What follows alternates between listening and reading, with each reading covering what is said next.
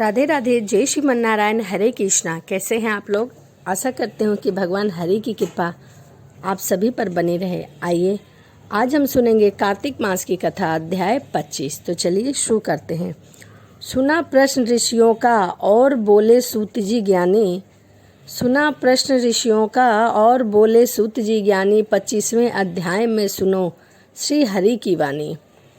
धर्मदत्त जी की कथा 24 कथा का आगे वर्णन सुनिए। तीर्थ में दान और व्रत आदि सत्य कर्म करने से मनुष्य के पाप नष्ट हो जाते हैं, परंतु तू तो प्रेत के शरीर में है, अतः उन कर्मों को करने का अधिकरण नहीं है। इसीलिए मैंने जन्म से लेकर अब तक जो कार्तिक का व्रत किया है उसके पुण्य का आधा भाग मैं तुझे देता हूँ, तू उसी से सदा गति प्राप्त हो जा।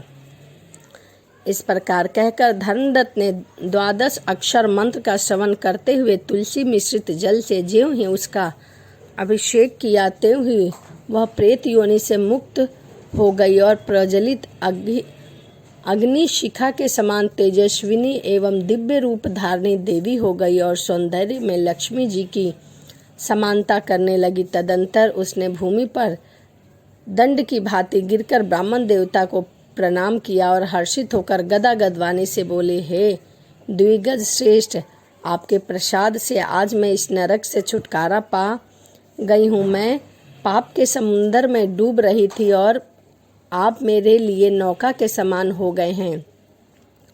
वह इस प्रकार ब्राह्मण से कह ही रही थी कि आकाश से एक दिव्य विमान उतरकर धरती पर आता हुआ दिखाई दिया और वह अत्यंत प्रकाशमान एवं विष्णु रूपधारी पार्षदों से युक्त था। विमान के द्वार पर खड़े हुए पुण्यशील और सुशील ने उस देवी को उठाकर श्रेष्ठ विमान पर चढ़ा लिया। तब धर्मदत्त ने बड़े आश्चर्य के साथ उस विमान को देखा और विष्णु रूपधारी पार्षदों को देखकर साष्टांग प्रणाम किया। पुण्यशील और सुशील के प्रणाम करने वाले ब्राह्मण को उठाया और उसकी सराहना करते हुए कहा, हे द्विज श्रेष्ठ ब्राह्मण, तुम्हें साधुवाद है, क्योंकि तुम सदैव भगवान विष्णु के भजन में तत्पर रहते हो, दिनों पर दया करते हो, सर्वज्ञ हो तथा भगवान विष्णु के व्रत का पालन करते हो। तुमने बचपन से लेकर अब तक जो कार्तिक व्रत का अनुष्ठान किया है उसके आधे भाग का दान देने से तुम्हें दुगना फल प्राप्त हुआ है और सैकड़ों जन्म के पाप नष्ट हो गए हैं। अब यह बैकुंठ धाम में ले जाई जा रही है। तुम भी इस जन्म के अंत में अपनी दोनों स्त्रियों के साथ भगवान विष्णु के बैकुंठ धाम में जाओगे और मुक्ति प्राप्त करोगे। धर्मदत्त, जिन्होंने तुम्हारे समान भक्ति पूर्वक भगवान विष्णु की आराधना की है वो धन्य है, वो कृतज्ञ हैं। इस संसार में उन्हीं का जन्म सफल हो जाता है जो भली भांति आराधना करने पर भगवान विष्णु देहधारी प्राणियों को क्या नहीं देते। उन्होंने ही उत्तानपाद के पुत्र का पूर्व काल में ध्रुव पद पर स्थापित किया था। उनके नामों का स्मरण करने वाले से समस्त जीव सद्गति को प्राप्त होते हैं। पूर्व काल में ग्रहग्रस्त गजराज उन्हीं के नामों का स्मरण करने से मुक्ति प्राप्त हुआ। तुम्हें जन्म से लेकर जो भगवान विष्णु को संतुष्ट करने वाले कार्तिक व्रत का अनुष्ठान किया है उससे बढ़कर न यज्ञ है, न दान है, न तीर्थ है। हे विप्रे, तुम धन्य हो, क्योंकि तुमने जगत गुरु भगवान विष्णु को प्रसन्न करने वाला कार्तिक व्रत किया है, जिसके आधे भाग के फल को पाकर यह स्त्री हमारे साथ भगवान लोक में जा रही है। राधे राधे, जय श्रीमन नारायण, हरे कृष्णा। कैसे हैं आप लोग? कमेंट के माध्यम से जरूर बताइएगा। आज हम सुनेंगे कार्तिक मास की कथा, अध्याय 26 और 27। तो चलिए शुरू करते हैं। कार्तिक मास महात्म्य का 26वां अध्याय श्री विष्णु की कृपा से आज तुमको रहे बताए। नारद जी बोले, इस प्रकार विष्णु पार्षद के वचन सुनकर धर्मदत्त ने कहा, प्राय आप सभी मनुष्य भक्तों का कष्ट दूर करने वाले श्री विष्णु की यज्ञ, दान, व्रत और तीर्थ सेवा तथा तपस्याओं के द्वारा विधि पूर्वक आराधना करते हैं। उन समस्त साधनों में कौन सा ऐसा साधन है जो भगवान विष्णु की प्रसन्नता को बढ़ाने वाला है तथा उनके समीप की प्राप्ति कराने वाला है? दोनों पार्षद अपने पूर्व जन्म की कथा कहने लगे और बोला, हे द्विज श्रेष्ठ, आपका प्रश्न अति श्रेष्ठ है। आज हम आपको भगवान विष्णु को शीघ्र प्रसन्न करने वाला उपाय बता रहे हैं। हम इतिहास सहित प्राचीन वृत्तांत सुना रहे हैं, सावधानी पूर्वक सुनिए। ब्राह्मण, पहले कांचीपुरी में चोल नाम का एक चक्रवर्ती राजा राज किया करता था। उन्हीं के नाम पर उनके अधीन रहने वाले सभी देश चोल नाम से विख्यात हुए। राजा चोल जब इस भूमंडल पर शासन करते थे, उस समय उनके राज्य में कोई भी मनुष्य दरिद्र, सुखी, पाप में मन लगाने वाला अर्थात रोगी नहीं था। एक समय की बात है, राजा चोल अंतशयन नामक तीर्थ पर गए, जहां जगदीश्वर भगवान विष्णु ने योग निद्रा का आश्रय लेकर शयन कर रखा था। वहां भगवान विष्णु के दिव्य विग्रह की राजा ने विधि पूर्वक पूजा की। दिव्य मणि, मुक्ता फल तथा सुवर्ण के बने हुए सुंदर पुष्पों से पूजन कर रहे साष्टांग प्रणाम किया। प्रणाम करके ज्यों ही बैठे, उसी समय उनकी दृष्टि भगवान के पास आते हुए एक ब्राह्मण पर पड़ी, जो उन्हीं की कांची नगर में निवास करता था। उसका नाम विष्णुदास था। उन्हें भगवान की पूजा के लिए अपने हाथ में तुलसी दल और जल ले रखा था। निकट आने पर उस ब्राह्मण ने विष्णु युक्त का पाठ करते हुए देव आदि देव भगवान को स्नान कराया और तुलसी की मंजरी तथा पत्तों से उनकी विधिवत पूजा की। राजा चोल ने जो पहले रतन से भगवान की पूजा की थी, वह सब तुलसी पूजा से ढक गई। यह देखकर राजा कुपित होकर बोले, हे विष्णुदास, मैंने मणियों द्वारा सुवर्ण से भगवान की जो पूजा की है, वह कितनी शोभा पा रही है। तुमने तुलसी दल चढ़ाकर सब ढक दिया है। बताओ, ऐसा क्यों किया? मुझे तो ऐसा जान पड़ता है कि तुम दरिद्र और गंवार हो, भगवान विष्णु की भक्ति को बिल्कुल भी नहीं जानते। राजा की यह बात सुनकर द्विज श्रेष्ठ ब्राह्मण विष्णुदास ने कहा, हे राजन, केवल राजलक्ष्मी के कारण आप घमंड कर रहे हैं। बतलाइए तो, आज से पहले कितने वैष्णव व्रतों का पालन किया है आपने? तब राजा ने कहा, नृप श्रेष्ठ चोल के हंसते हुए कहा, तुम तो दरिद्र और निर्धन हो। तुम्हारी भगवान विष्णु से भक्ति ही कितनी है। तुमने भगवान विष्णु को संतुष्ट करने वाला कोई भी यज्ञ और दान आदि नहीं किया है, न पहले कभी कोई देव मंदिर बनवाया है। इतने पर भी तुम्हें अपनी भक्ति पर इतना गर्व है। अच्छा, तो ये सब ब्राह्मण मेरी बात सुन ले। भगवान विष्णु के दर्शन पहले मैं करता हूँ, या यह ब्राह्मण इस बात पर सब लोग देखे, फिर हम दोनों में से किसकी भक्ति कैसी थी, यह सब लोग स्वयं ही जान लेंगे। ऐसा कहकर राजा अपने राजभवन को चले गए।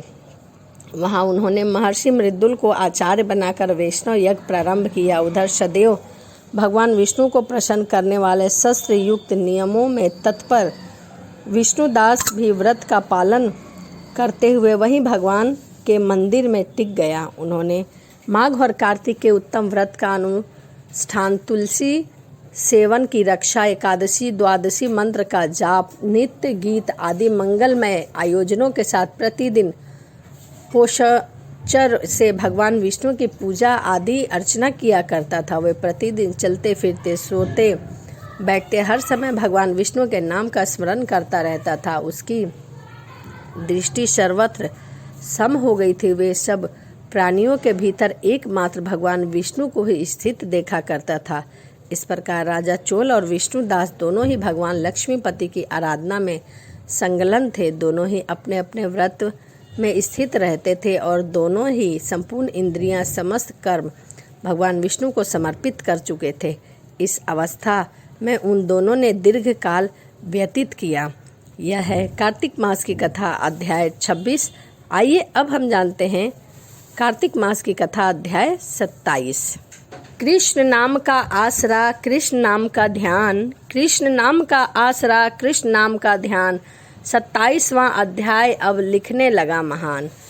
पार्षदों ने कहा, एक दिन की बात है, विष्णुदास ने नित्य क्रम करने के पश्चात भोजन तैयार किया, किंतु कोई छिपकर उसे चुरा ले गया। विष्णुदास ने देखा भोजन नहीं है, परंतु उन्होंने दोबारा भोजन नहीं बनाया, क्योंकि ऐसा करने पर सायंकाल की पूजा के लिए उन्हें अवकाश नहीं मिलता। अतः प्रतिदिन के नियमों का भंग हो जाने का भय था। दूसरे दिन पुनः उसी समय उन्होंने भोजन बनाया। ज्यों ही भोजन बनाया भगवान विष्णु को भोग अर्पण करने के लिए गए, त्यों ही किसी ने आकर फिर दोबारा उनका भोजन चुरा लिया, उनके भोजन को हड़प लिया। इस प्रकार 7 दिनों तक लगातार ऐसा ही होता रहा। कोई न कोई उनके भोजन को आता और चुरा कर लेकर चला जाता। इससे विष्णुदास को बड़ा विषम्य हुआ। वो मन ही मन इस प्रकार विचार करने लगे, अहो, कौन है जो प्रतिदिन आकर मेरी रसोई चुरा ले जाता है? मैं प्रतिदिन भूखा ही रह जाता हूँ। यदि दोबारा रसोई बनाकर भोजन करता हूँ तो सायंकाल की पूजा छूट जाती है। यदि रसोई बनाकर तुरंत ही भोजन कर लेता तो यह उचित नहीं है। तो मुझे से यह न होगा, क्योंकि भगवान विष्णु को सब कुछ अर्पण किए बिना कोई कैसे भोजन कर सकता है। आज उपवास करते हुए मुझे पूरे 7 दिन हो गए। इस प्रकार मैं व्रत में कब तक स्थिर रह सकता हूँ? अच्छा, आज मैं रसोई भली भांति बनाकर उनकी रक्षा करूँगा। ऐसा निश्चय करके भोजन बनाने के पश्चात वे कहीं छिपकर खड़े हो गए। इतने में ही एक चांडाल दिखाई दिया, जो कि रसोई अन्न हरकर जाने के लिए तैयार खड़ा था। भूख के मारे उसका सारा शरीर दुर्बल हो गया था। उसका मुख दीनता छा रही थी। शरीर में हाड़ और चाम के सिवा कुछ भी शेष नहीं बचा था। उसे देखकर श्रेष्ठ ब्राह्मण विष्णुदास का हृदय करुणा से भर आया। उन्होंने भोजन चुराने वाले चंडाल की ओर देखकर कहा, भैया जरा ठहरो, भैया जरा ठहरो, क्यों रूखा सूखा खाते हो? यह लो घी और भर पेट खाओ। इस प्रकार कहते हुए हे विप्रिय विष्णुदास को आते देखकर व्रत चांडाल भय के मारे बड़े वेग से भागा और कुछ ही दूरी पर जाकर मूर्छित होकर गिर पड़ा। चांडाल के भयभीत और मूर्छित देखकर द्विज श्रेष्ठ विष्णुदास बड़े वेग से उसके समीप गए और दयावंश अपने वस्त्र के छोर से उसको हवा करने लगे। तदंतर जब वह उठकर खड़ा हुआ तब विष्णुदास ने देखा वहाँ चांडाल नहीं है, बल्कि साक्षात नारायण जी हैं, जो कि शंख चक्र गदा धारण किए सामने उपस्थित हैं। अपने प्रभु को प्रत्यक्ष देखकर विष्णुदास सात्विक भावों से वंशीभूत हो गए और वे स्तुति और नमस्कार करने में भी समर्थ न हो सके। तब भगवान ने सात्विक व्रत का पालन करने वाले अपने भक्त विष्णुदास को छाती से लगा लिया और उन्हें अपने जैसा रूप देकर बैकुंठ धाम को लेकर चले गए। उस समय यज्ञ में दीक्षित हुए राजा चोल ने देखा विष्णुदास एक श्रेष्ठ विमान पर बैठकर भगवान विष्णु के समीप जा रहे हैं। विष्णुदास को बैकुंठ धाम में जाते हुए देखकर राजा ने शीघ्र ही अपने गुरु महर्षि मृदुल को बुलाया और इस प्रकार कहना आरंभ कर दिया, जिसके साथ स्पर्धा करने मैंने इस यज्ञ दान आदि कर्म का अनुष्ठान किया है, वह ब्राह्मण आज भगवान विष्णु का रूप धारण करके मुझसे पहले बैकुंठ धाम को जा रहा है। मैंने इस वैष्णव में भली भांति दीक्षित होकर अग्नि में हवन किया और दान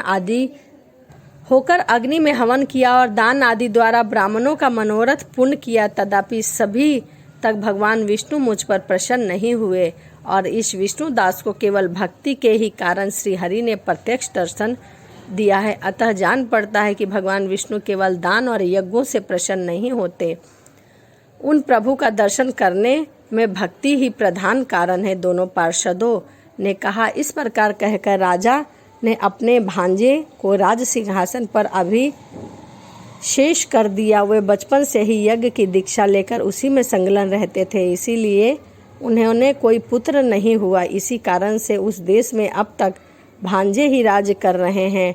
भांजे ही वहाँ के उत्तराधिकारी होते हैं। भांजे को राज्य देकर राजा यज्ञशाला में गए और यज्ञ कुंड में सामने खड़े होकर भगवान विष्णु को संबोधित करते हुए 3 बार उच्च स्वर में निम्नलिखित वचनों को बोला, भगवान विष्णु आप मुझे मन, वाणी, शरीर और क्रिया द्वारा होने वाली अविचल भक्ति प्रदान करें। इस मंत्र को उन्होंने 3 बार बोला। इस प्रकार कहकर वे सबके देखते देखते अग्निकुंड में कूद पड़े। बस उसी क्षण भक्त वत्सल भगवान विष्णु अग्निकुंड में प्रकट हो गए। उन्होंने राजा को छाती से लगाकर एक श्रेष्ठ विमान में बैठाया और उन्हें अपने साथ बैकुंठ धाम को ले गए। नारद जी बोले, हे राजन, जो विष्णुदास थे वे तो पुण्यशील नाम से प्रसिद्ध हुए और भगवान के पार्षद हुए, और जो राजा चोल थे उनका नाम सुशील हुआ। उन दोनों को अपने ही समान रूप देकर भगवान लक्ष्मीपति ने अपना द्वारपाल बना लिया।